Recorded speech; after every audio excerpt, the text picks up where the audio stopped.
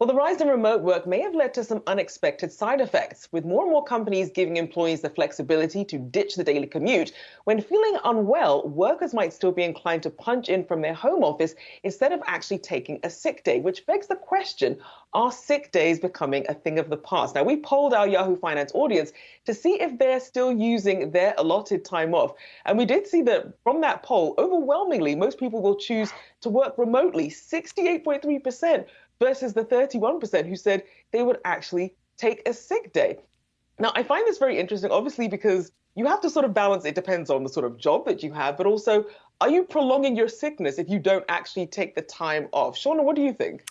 I think Dave might be the perfect person to ask about this, but I will jump in with my thoughts. It's not necessarily surprising. We know right now that working from home is so much easier, so much more common, clearly, than it was before the pandemic. I think there's a sense of guilt out there.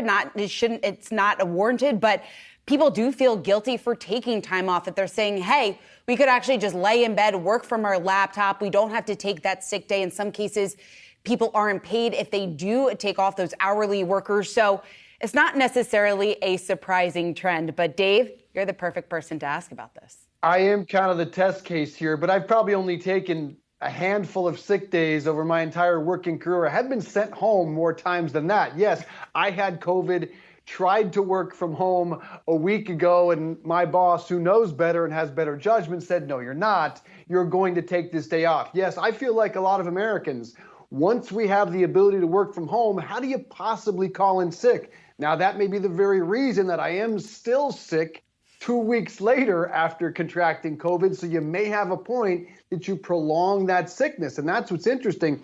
You're seeing bosses, almost more so than their employees, say they feel like they have to continue working, but they're telling their employees that you need to take time off when you're sick. So it's do as I say, not as I do. But our Yahoo Finance poll was right in line with what a national survey found. About 2/3 of Americans say since they had the ability to work remotely, they are working through a sickness. And ultimately, I don't know. The big question is that good or bad for the system?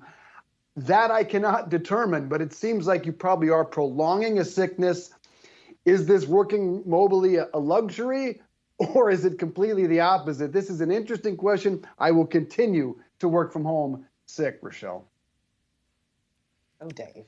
I know. Well, Dave, I'm excited for you to hopefully come back into the studio. So maybe take a day or two off so you can rest, get better, and then I won't be solo in the studio. But again, it is an interesting trend, not necessarily a surprising one, the fact that people are tending to work from home even though they're not feeling great. And hopefully, though, they're taking that rest that they need in order to get back to 100%.